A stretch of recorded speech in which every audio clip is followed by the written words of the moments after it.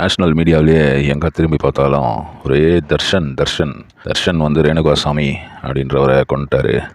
நான் முதல்ல நினச்சேன் ரேணுகாசாமின்றது வந்து ஏதோ ஒரு லேடி போல் இருக்குது. அப்புறம் பார்த்தா ரேணுகாசாமி வந்து ஒரு ஆள், 33 வயசு ஆள் அப்படின்ற விஷயம் வந்து தெரிஞ்சுது. இதில் வந்து அட்டாப்சி ரிப்போர்ட் வந்திருக்கு. அதில் வந்து பார்த்திங்கன்னா 15 ரொம்ப டீப்பான ஊன்ஸ் இருக்குது. அப்புறம் வந்து மல்டிபிள் ஊன்ஸ் அவருடைய வயிறு இதிலெல்லாம் வந்து மார்க்குங்க இருக்குது. அப்புறம் அவர் ரேணுகாசாமியோட அவர் உடம்பு வந்து ஒரு சாக்கடையில் கிடந்திருக்கு. நம்ம தர்ஷன் வந்து ஒரு பயங்கரமான ஒரு கன்னட ஆக்டர், அவங்களுக்கு எல்லாம் தெரியும். அவர் வந்து பெரிய சேலஞ்சிங் ஸ்டார் அது இதுன்ட்டு ஏதோ டைட்டில்லாம் கொடுத்து அவர் வந்து பெரிய லெவலில் உட்கார வச்சுருக்காங்க. அவர் தங்குறதே வந்து ஹோட்டல்ஸில் தான் தங்குவாராம். க்ரௌன் பிளாஸா, இந்த மேரியாட்டு, இந்த மாதிரி ஹோட்டல்ஸில் எல்லாம் 5 ஸ்டார் ஹோட்டல்ஸ் தான் தங்குவார். ஒரு நாளைக்கு 15,000 20,000 சார்ஜ் இருக்கிற ரூம்ஸில் தான் தங்குவார். இதனால் வந்து என்ன ஆச்சுன்னா, இந்த கேஸ் வந்து அப்படியே பெரிய லெவலில் போய் அப்படியே நேஷ்னல் லெவலில் பேசப்படுது. என்டிடிவிலேருந்து எல்லா சேனல்லையும் பார்த்திங்கன்னா இதை ரிப்போர்ட் பண்ணியிருக்காங்க. நான் என்னடா இது அப்படின்னு பார்க்கும்போது இதில் வந்து ரொம்ப ஒரு சங்கடமான ஒரு விஷயம் என்னென்னா, இந்த ரேணுகாசாமி வந்து இவருடைய தர்ஷனுடைய ஒரு ஃபேன், ஒரு விசிறி, ஒரு வெறியன். 12,000 14,000 சம்பளம் அவருக்கு. அவர் வந்து ஒரு ஃபார்மசியில் வேலை செய்கிறவர். 33 வயசு. அவருக்கு வந்து ஒரு ஒய்ஃப் வந்து ப்ரெக்னெண்ட்டாக இருக்காங்க.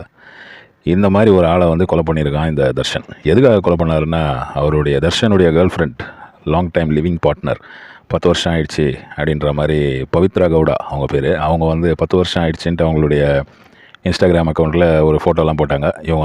இவர் தர்ஷனு குழந்தை அவங்க நிற்கிற மாதிரி. ஆனால் அந்த குழந்தை வந்து அவங்களுக்கு பிறந்ததில்லை, தர்ஷனுடைய ஃபஸ்ட் ஒய்ஃபுக்கு பிறந்தது.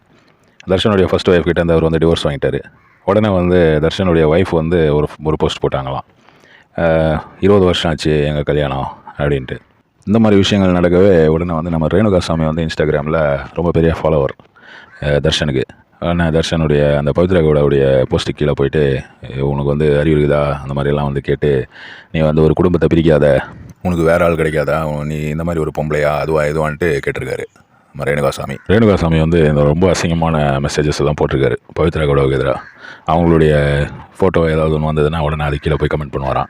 பவித்ரா கவுடாவும் நம்ம தர்ஷனும் வந்து 2017 வந்து அக்செப்ட் பண்ணினாங்க, நாங்கள் வந்து ஒரு க்ளோஸ் ரிலேஷன்ஷிப்பில் இருக்கோம், நாங்கள் வந்து ஒய்ஃபை டிவோர்ஸ் பண்ணிட்டேன், இப்போ இவங்க கூட தான் இருக்கேன் அப்படின்ற மாதிரி சொல்லிட்டாங்க. அதை விடாமல் அதை வந்து பெரிய விஷயமாக்கி, நீ ஏன் இந்த மாதிரி பண்ணுற அது இதுன்ட்டு இவர் வந்து இந்த ரேணுகாசாமி இந்த மாதிரி ஒரு சினிமிசம் பண்ணியிருக்காரு. அதுக்காக வந்து என்ன பண்ணியிருக்காருன்னா, தர்ஷன் ரொம்ப கோவமாயி இவர் ரேணுகா வந்து ஃபோட்டோலாம் கூட அமைச்சிருக்காரு அப்படின்ற மாதிரி ஒரு நியூஸ் இருக்குது. அது கன்ஃபார்மாக தெரியல. பாரு என்னை பற்றியா, நான் வந்து அவனோட நல்லா இருக்கேன் பற்றியா அப்படின்ற இந்த மாதிரி விஷயங்கள்லாம் பண்ணவே வந்து ரொம்ப காண்டாகி போய் தர்ஷன் வந்து அவருடைய ஃபேன் கிளப் பிரசிடென்ட்கிட்ட சொல்லி, இவனை வந்து இப்படியே விட்டா சரிப்படாது, இவனை தூக்குங்க அப்படின்ட்டு ரேணுகாசாமி வந்து தூக்கியிருக்காங்க. ஒரு வேர் ஹவுஸில் கொண்டு போய் வச்சு அடி நடிச்சு, அந்த வேர் ஹவுஸ் பக்கத்தில் இருக்க சிசிடிவி கேமரா வந்து போலீஸ் எடுத்திருக்காங்க. அதில் வந்து தர்ஷனுடைய தார் ஜீப் வந்து உள்ளே வர்றது வெளியே போகிறது, ராத்திரி 2 மணிக்கோ 3 மணிக்கோ தான் வெளியே போயிருக்கு. சாயந்தரம் 7 மணிக்கு நம்ம உள்ளே வந்திருக்கு. ஒரு 12 மணி நேரம் கிட்ட வந்து வச்சு அடிச்சிருக்காங்க அவனே பார்த்திங்கன்னா ஒல்லியாக சாதாரண ஒரு ஆள், ஒரு 12,000 14,000 சம்பளம் வாங்கி அதில் 2,000 3,000 வந்து இவருடைய படம் பார்க்கறதுக்கு செலவு பண்ணுறதும், இவருடைய கட் அவுட் வைக்கிறதுக்கு செலவு பண்ணுறதெல்லாம் பண்ணுவானா. அந்த மாதிரி ஒரு ஃபேனை போய், ஒரு ரசிகனை போய் இந்த மாதிரி கொடூரமான முறையில் சாவடிச்சிட்டு இப்போ வந்து மாட்டின்னு இருக்காரு தர்ஷன். பவித்ரா கவுடாவும் மாட்டின்னு தான் இருக்கிறாங்க. அவங்களையும் டிடெயின் பண்ணியிருக்காங்க போலீஸு.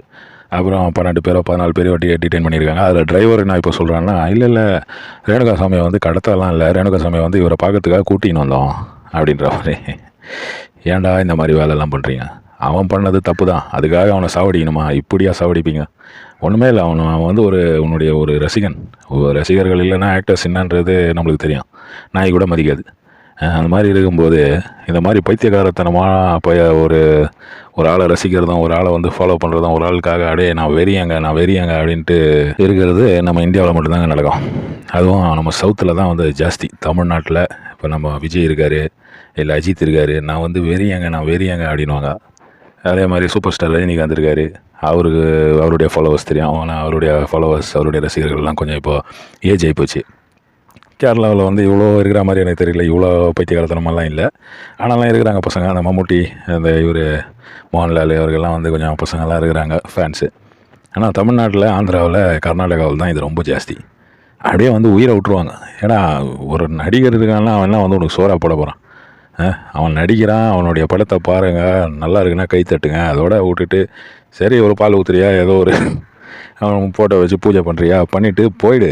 அதை விட்டுட்டு 24 ஹவர்ஸ் 24 மணி நேரம் வந்து அவனே கதி அவன் ஃபோட்டோவையே பார்க்குறது, அவன் ஃபோட்டோவை ஸ்க்ரீன் சேவராக வைக்கிறது, அது இதுன்ட்டு இந்த மாதிரி விஷயங்கள் பண்ணுறதுன்றது வந்து ரொம்ப ஒரு மோசமான ஒரு பழக்கம். அந்த பழக்கம் வந்து எங்கேருந்து வந்ததுன்னு தெரியல. அந்த காலத்தில் என்டிஆர், எம்ஜிஆர், ராஜ்குமார் அவங்க காலத்துலேருந்தே இந்த ஒரு விஷயம் ஆரம்பிச்சுது. இது வந்து எதுக்காகன்னு என்னுடைய ஒரு ஒப்பீனியன் என்னென்னா, அப்படியே வந்து நான் வந்து ரசிகன் ஆகிட்டா அப்படியே வந்து நான் வந்து சினிமாவில் ஏறிடலாம், நான் வந்து அப்படியே அவரை போய் பார்க்க போகலாம், நான் வந்து என்னை வந்து அவர் தட்டி கொடுப்பாரு, என்னை வந்து அவர் வாத்தம்பி அப்படின்னு சொல்லுவார். சொன்னோன்னே அப்படியே வந்து இவருக்கு ஒரு கெத்து, இவருக்கு ஒரு பவர் வந்த மாதிரியும்.